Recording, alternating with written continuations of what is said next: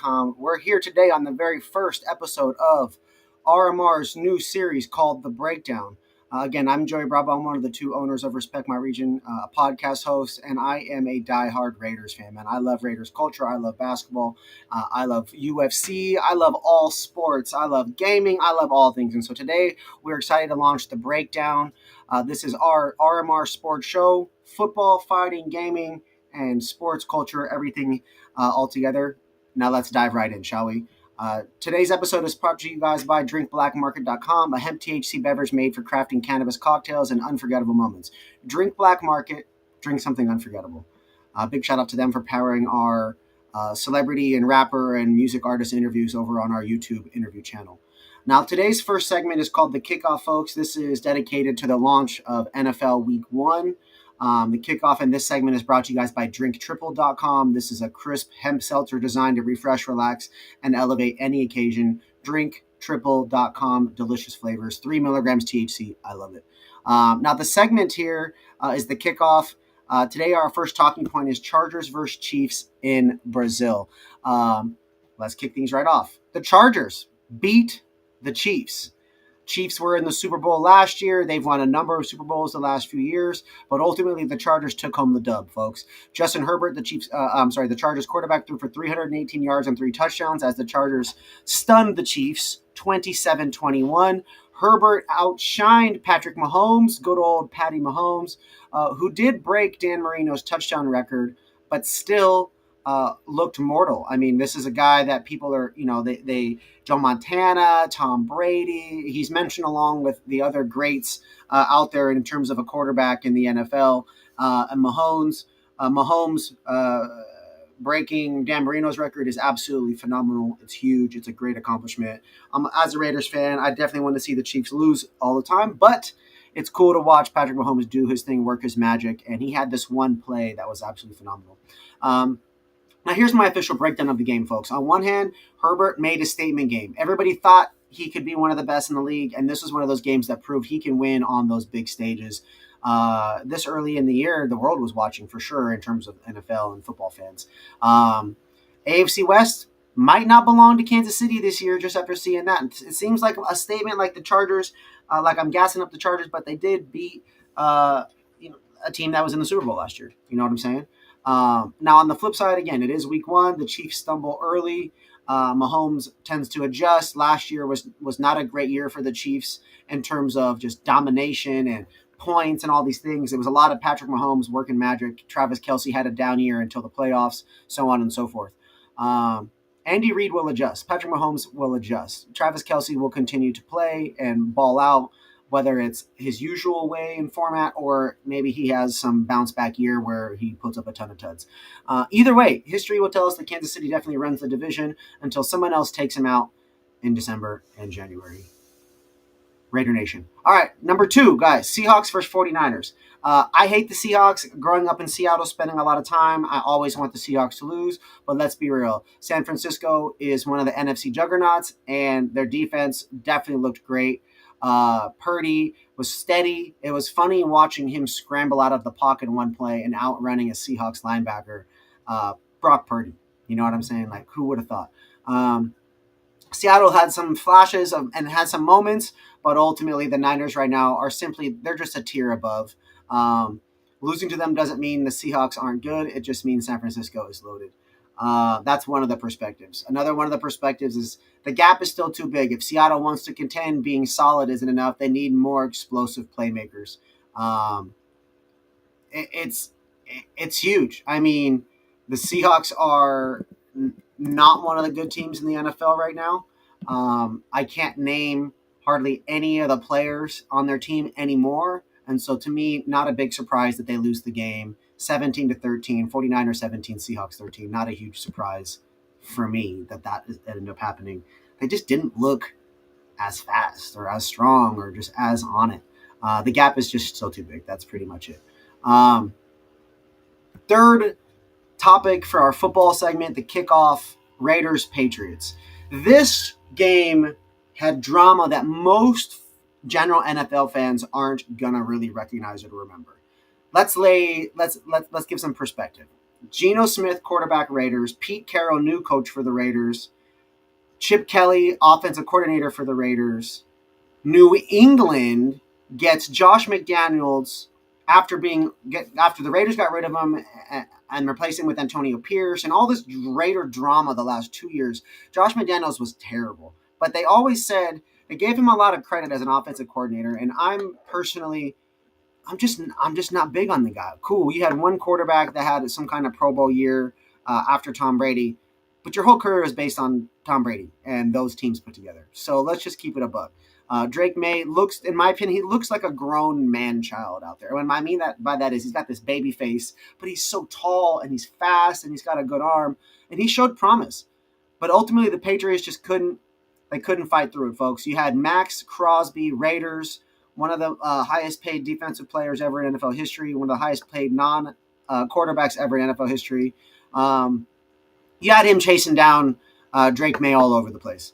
On the one occasion, the Raiders got an interception, and it was 100% forced because Max Crosby got there and forced a throw that made the ball get overthrown right into Polamalu's, I want to say our safety's hands.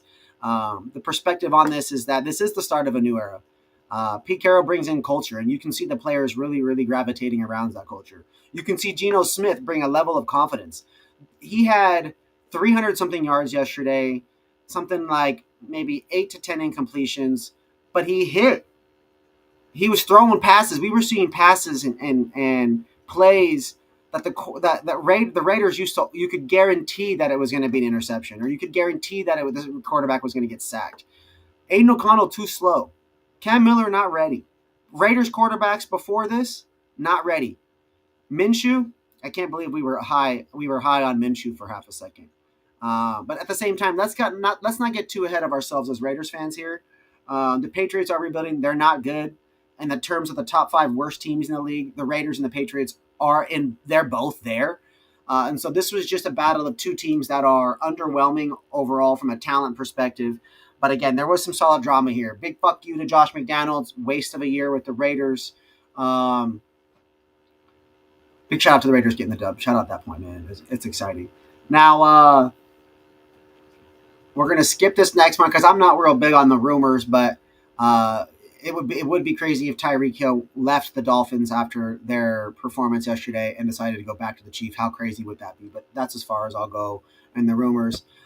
Pivoting back to the Chiefs, we saw Teair Tart slap Travis Kelce. We saw in the Eagles game, we saw a player spitting on somebody else. This is football, folks. They're going to do what they're going to do. People are going to say shit. People are going to do shit. And I'm here for all of it. Get your pennies out of the bunch and get your head out of your ass. It's as simple as that. It's football. There's emotions. There's violence. There's a lot going on. And so I don't really have if you're going to get slapped, you're going to get slapped. If you're going to spit in someone's face, you're going to spit in someone's face. You know, cause and effect. It is what it is. All right, folks. Segment 2 here on today's first very official episode of The Breakdown, brought to you guys by Respect My Region. We have segment 2 called The Cage. This is fighting. Now, not all fights are UFC fights in a cage, so to speak. We're going to cover boxing. We're going to cover, we'll cover slap boxing. We'll cover fighting in general. But big shout out to this sponsor, this sponsored segment called The Cage, brought to you guys by drinkblackmarket.com. This is my favorite hemp beverage for crafting cannabis cocktails and creating unforgettable moments. Pour up the bottle and share it with your friends. Get a glass. It's only 83 milligrams THC in the entire rum-style bottle. It's phenomenal. Big shout out to Drink Black Market. Visit drinkblackmarket.com. Talking point number 1, folks. UFC Paris. All about Imavov and Borralho. Picked him up. Imavov picked him apart. Clean striking, controlled the pace, won by unanimous decision.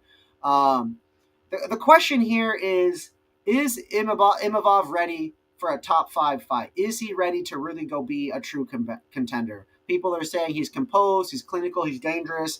This fight once again showed consistency, clean striking, controlling the pace, things of that nature, which is all really important when it comes to these fights.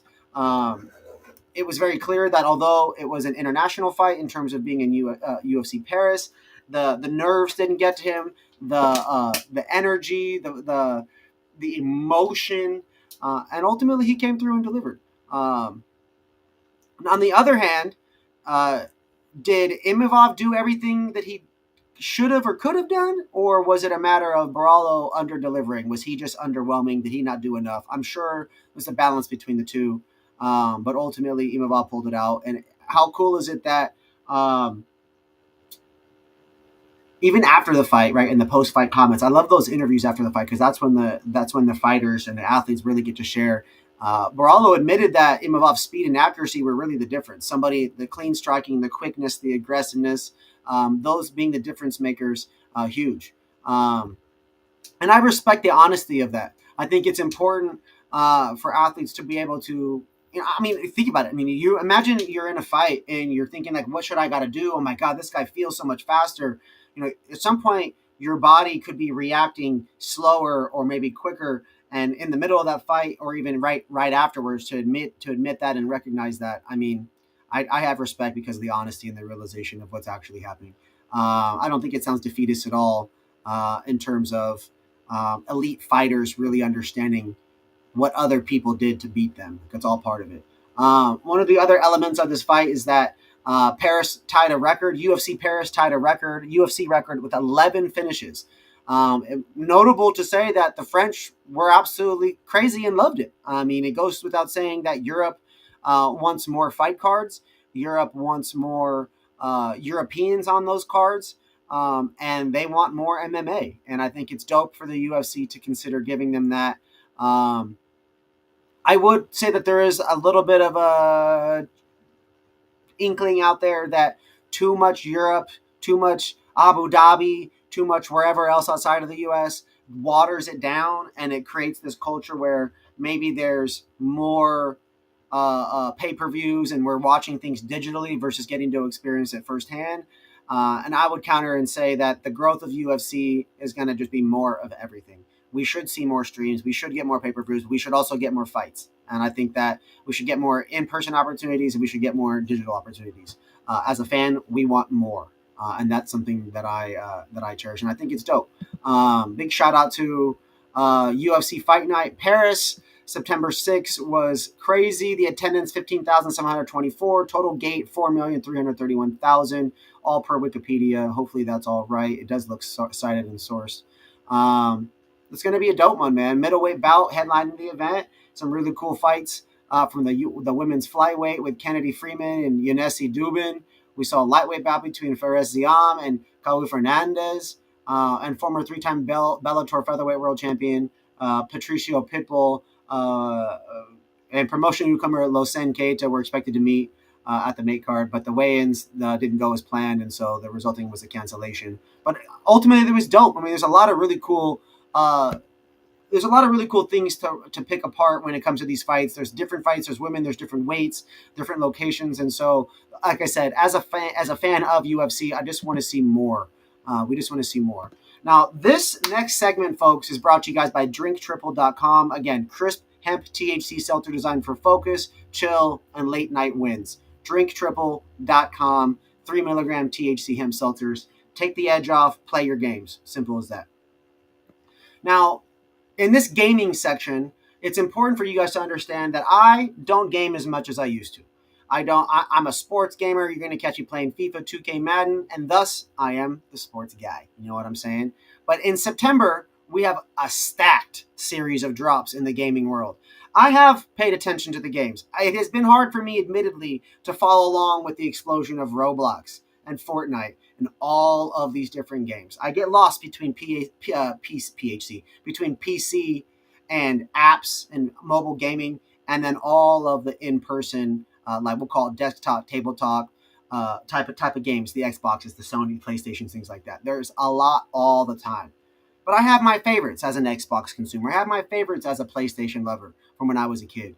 And this is one of the biggest stories, guys. September is stacked for gaming drops. Hollow Knight, Silksong, Borderlands 4, Silent Hill, F.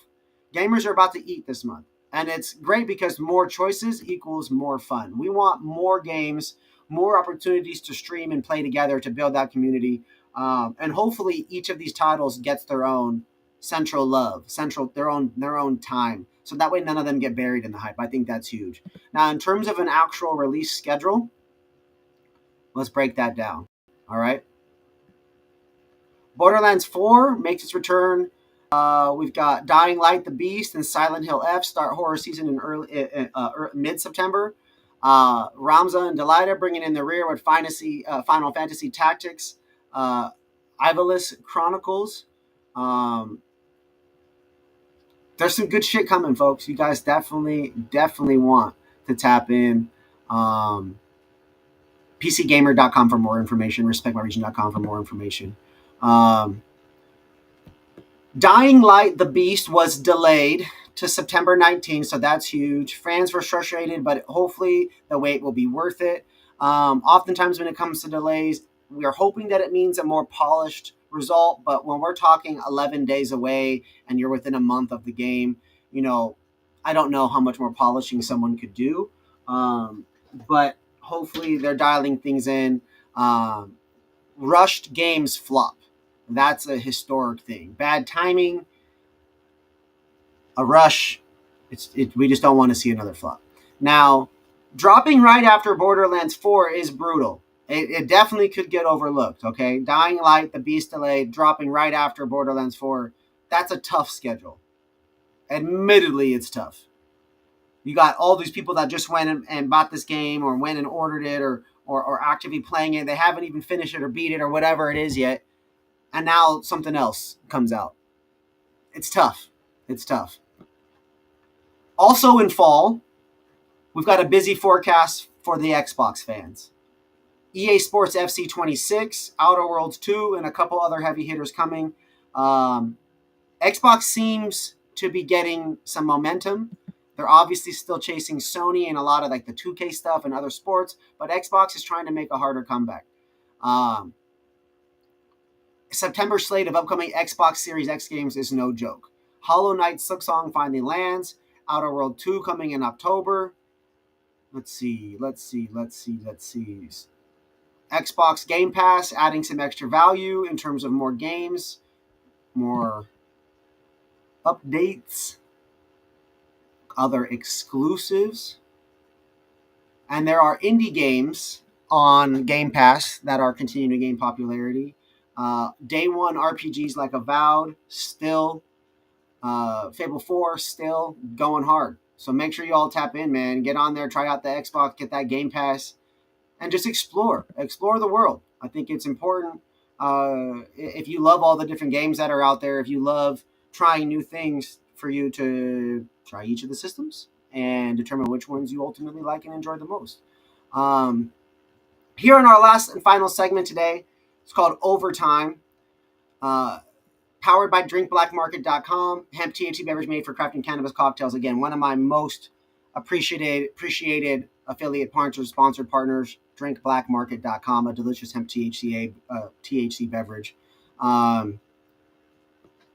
Overtime. What do you guys think is going to be the top story to watch this week? Are we going to see an upset in the NFL that's really catching your eye? Is the Chiefs going to bounce back? Are the Raiders going to go on a losing streak, which hopefully doesn't happen? What about the Seahawks? Do they flip the script and go on a winning streak? What about the MVP of the episode, folks? Justin Herbert? What about one of the new games? What are you guys most excited about? Was it Imavov in the fighting? Who really deserves the most valuable player for this episode? For me personally, I'm giving it to Geno Smith. Shout out the Raiders, man. That guy played a hell of a game yesterday. Max Crosby, defensive MVP for me. First in the interception, forcing with all these pressures. I'm here for it. And also, too, last but not least, I want to shout out to my cannabis sponsor for today. I smoked a joint before I started this episode, and I smoked a couple while I was producing and creating this episode. And so I just want to do a big shout out to two sponsors, Traditional out of Los Angeles. They have great indoor grown flower, and Maven Genetics, another indoor grown cannabis operator here in California. Both of them grow great cannabis, and they powered the creativity. And so big shout out to them.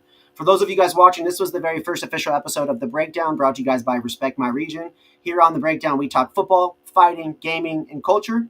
And I'm Joey J. Ping of RespectMyRegion.com. I appreciate y'all. I love you guys.